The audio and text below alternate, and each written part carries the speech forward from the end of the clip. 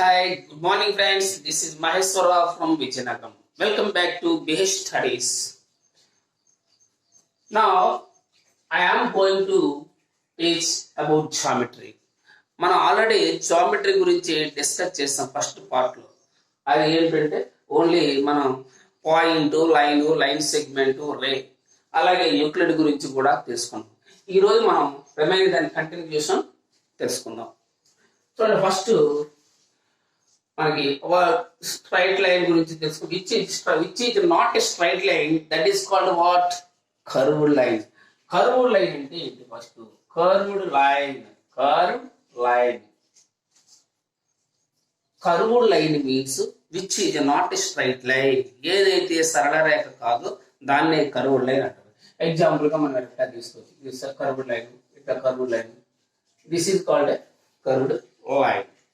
Next మన open figure అయితే open curve అని సరే. ఓపెన్ ఫిగర్ అంటే ఓపెన్. సో మనకి this is called open figure. This is open figure.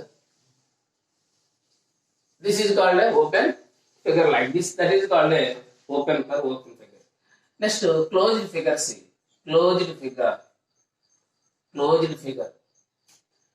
Closed figure అంటే మనకి ఎగ్జాంపుల్ ఏం చెప్పొచ్చు? పూర్తిగా క్లోజ్ అయి ఉండాలి, that is called a closed figure.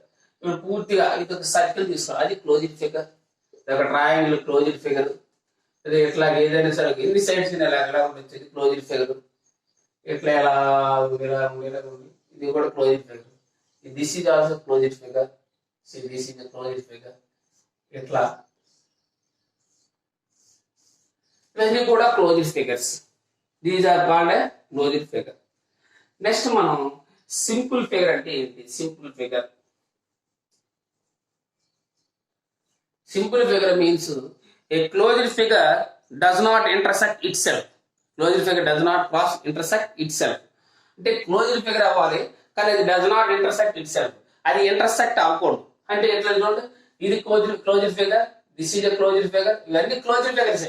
కానీ ఇది ఎక్కడైతే స్టార్ట్ అయిందో మళ్ళీ అక్కడే ఎండ్ అయ్యింది. ఇది కూడా ఓకే క్లోజ్డ్ ఫిగర్, ఇది closed figure. These are all closed figures. కానీ ఇక్కడ చూడండి,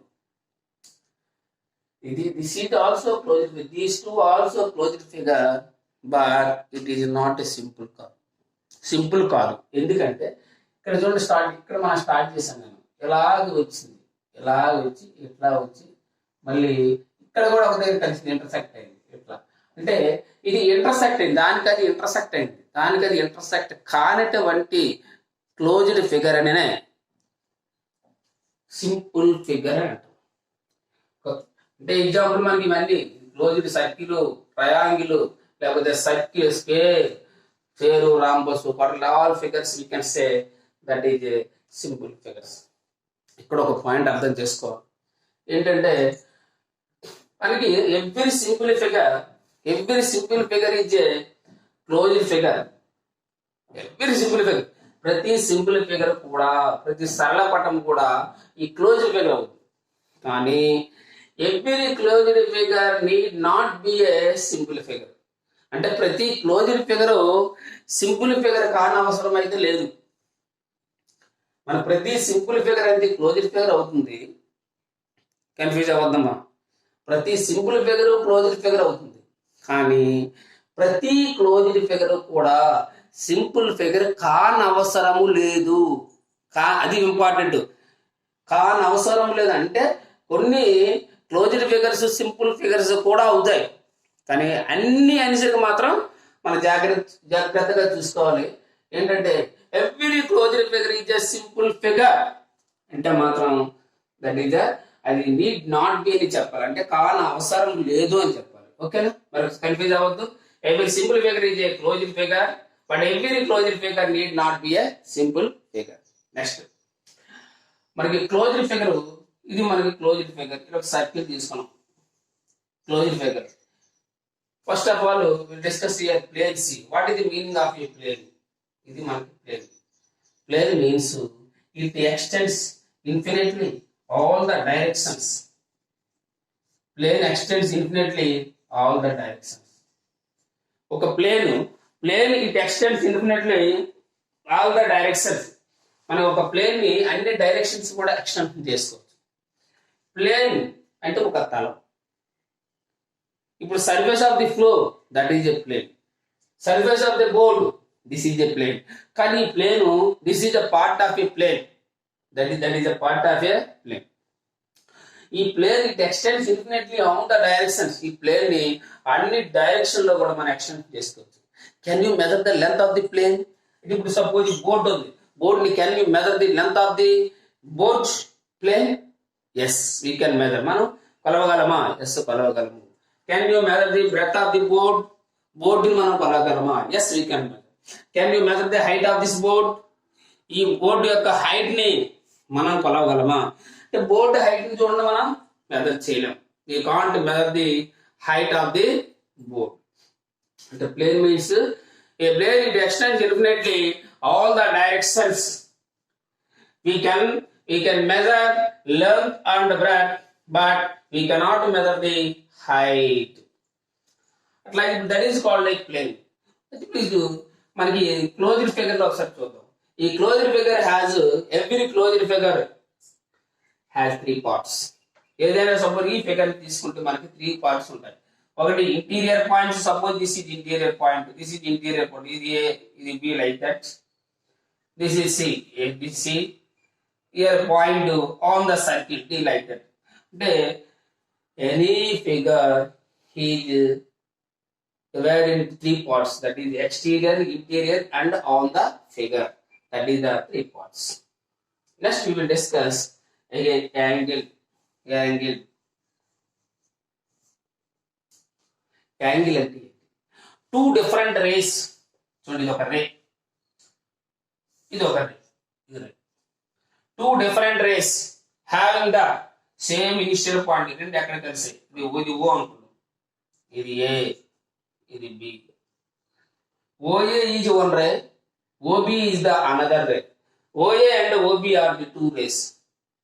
ఈ రేని మనం OA is a arm అని కూడా అనొచ్చు. Arm. OB also arm, another arm. OA and OB are the arms of this angle. Here see, two different rays having the same initial point is called a angle.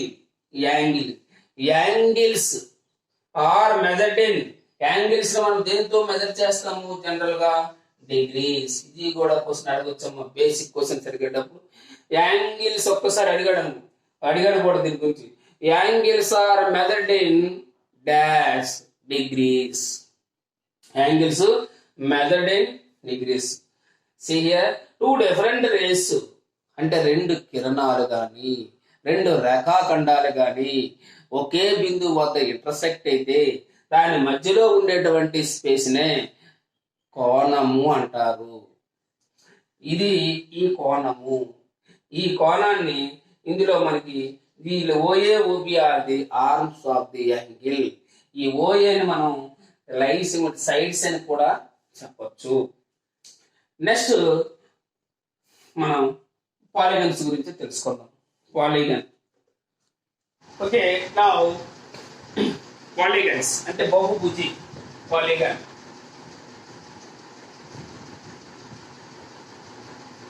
What is the meaning of a polygon? Polygon ఏంటంటే బహుభుజి.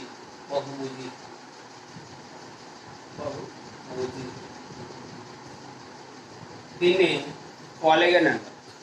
అంటే a closed figure formed by line segment. A closed figure formed by line segment is called a polygon.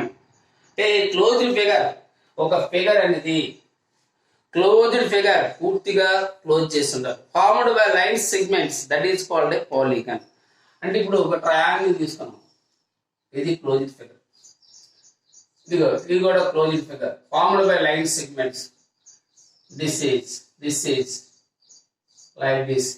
This is also closed figure formed by line segment. Line segments తో మాత్రమే form అయితే దాన్ని polygon అంటాం.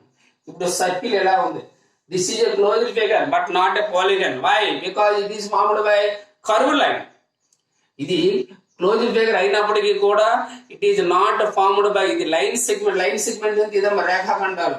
రేఖాఖండాలతో నిర్మించబడినటువంటి ఒక మూయబడి ఒక complete figure, closed figure ని దాన్ని మనం బహుభుజి అంటాం.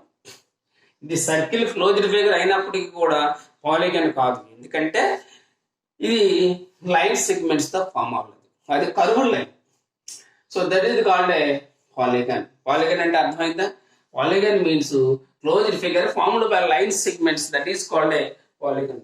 ఈ పాలిగన్స్ మనకు 2 టైప్స్ ఉన్నాయి, అవి ఏంటో చూద్దాం. ఆ 2 types polygons are 2 types, that is the 2 types.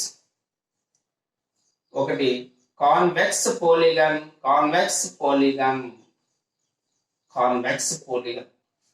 Convex polygon అంటే ఏంటి? Second one concave polygon, concave polygon, polygon. Convex polygon means a polygon in which each interior angle is less than 180 degrees. That is called a convex polygon. Here compulsory each interior angle is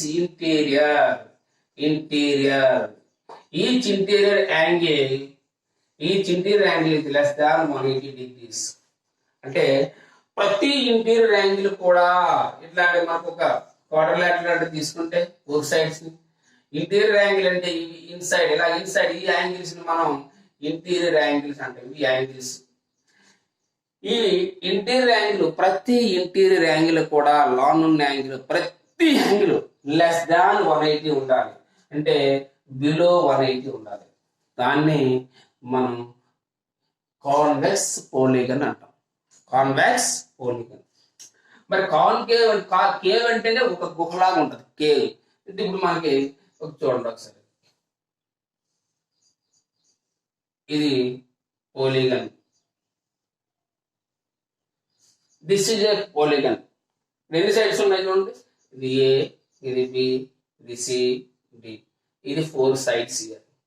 ఈ 4 sides లో interior angle ఏంటి? This is interior angle, this is interior, this is interior, this is also interior angle. ఈ interior angle ఇక్కడ చూడండి, ఇవన్నీ కూడా ఇలా మీకు ఒకటే గుర్తుంది, వి షేప్ లా కొంచెం ఇలా వస్తే అది లెస్ దాన్ 180 ఉంటుంది. ఇప్పుడు ఇది చూడండి, ఇట్లా యాంగిల్ మనం చూసాం, ఇది చూడండి, ఇది ఒక semi circle angle at the centre of A semi circle. ఒక సెమీ సర్కిల్ లో ఎన్ని డిగ్రీస్ ఉంటుంది? సెంటర్ యాంగిల్ దగ్గర 180 డిగ్రీస్ ఉంటుంది. ఇది 180 స్ట్రైట్ యాంగిల్ దాటిపోయింది, మోర్ దాన్ 180. కాబట్టి ఇది ఎక్స్ట్రా చూసారు, ఎక్స్ట్రా అంటే మోర్ దాన్ 180 డిగ్రీస్. మనకి concave polygon means a polygon in which each interior angle, a polygon in which any one interior angle is more than 180 degrees.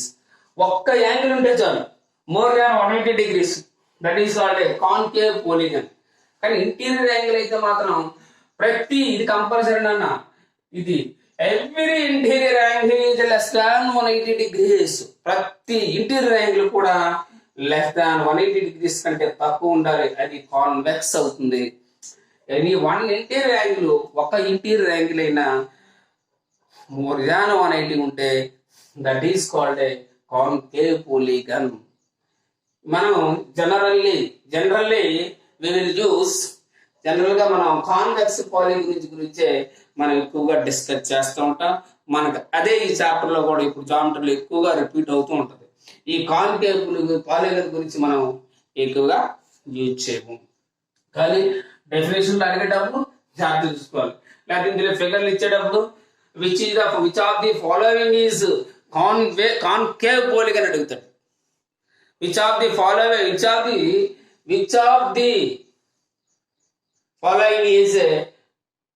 figure is a concave polygon. క్రింద ఇచ్చిన దాంట్లో concave polygon ఏంటి అని అనగానే figure ఎలా ఉండాలి, అది ఎట్లయినా ఉండదు. సపోజ్ 5 sides 6 sides ఎనీథింగ్, ఇట్లా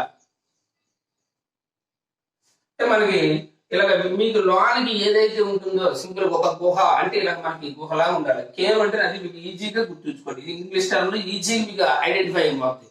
అది ఒక కేవ్. కేవ్ అంటే మనకి గుహలా ఉంటుంది. అంటే ఆ యాంగిల్ లోనకి ఇలా ఉంది అంటే అది కాన్కేవ్. మనం ఈజీగా ఐడెంటిఫై చేయొచ్చు. Concave polygon, convex polygon, concave polygon, that is the convex and concave polygon. Next మనం ట్రయాంగిల్ గురించి చూద్దాం. Here see one more point. ఈ polygons minimum how many line segments is required to make a polygon? The important point. ఒక polygon form అవ్వాలంటే ఎన్ని line segments కావాలి? Minimum at least అతి తక్కువగా ఎన్ని లైన్ సెగ్మెంట్స్ కావాలి ఒక పాలిగన్ ఫామ్ అవ్వాలంటే? ఎన్ని కావాలి చెప్పండి. చూడండి, మనం ఒకసారి ఎగ్జాంపుల్ చూద్దాం. ఇది ఒక లైన్ సెగ్మెంట్, ఇది లైన్ సెగ్మెంట్ రెండే. ఇది ఓపెన్ ఫిగరా క్లోజ్డ్ ఫిగరా? Open figure.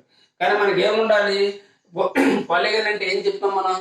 Closed figure. అది క్లోజ్ అయిపోవాలి, but it should be formed by line segment. అది రేఖాఖండాలతోనే నిర్మించబడాలి. అది క్లోజ్ అవ్వాలి, రేఖాఖండాలతో నిర్మించబడాలి. అట్లాంటిదని మనము పాలిగన్ అంటాం. చూడండి, ఇది ఒక లైన్ సెగ్మెంట్, దిస్ ఇది లైన్ సెగ్మెంట్. ఈ రెండు ఓపెన్ అయింది, క్లోజ్ అవ్వాలి. ఇచ్చేసాం, క్లోజ్ చేశాం. అంటే ఏంటి?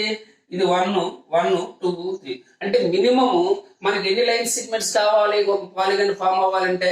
మినిమం 3 కావాలి. Minimum 3 line segments is required to make a polygon. అది మ్యాక్సిమం అయితే ఎన్ని, గరిష్టంగా ఎన్ని అంటాడు. ఒక how many line segments is required to make a how many maximum line segments is required to make a polygon అంటాడు. గరిష్టముగా ఎన్ని లైన్ సెగ్మెంట్స్ కావాలి ఒక పాలిగన్ ఫామ్ చేయడానికి అడిగితే ఎన్ని కావాలి మనకి? మాక్సిమం ఎన్ని అంటే ఇన్ఫైనైట్.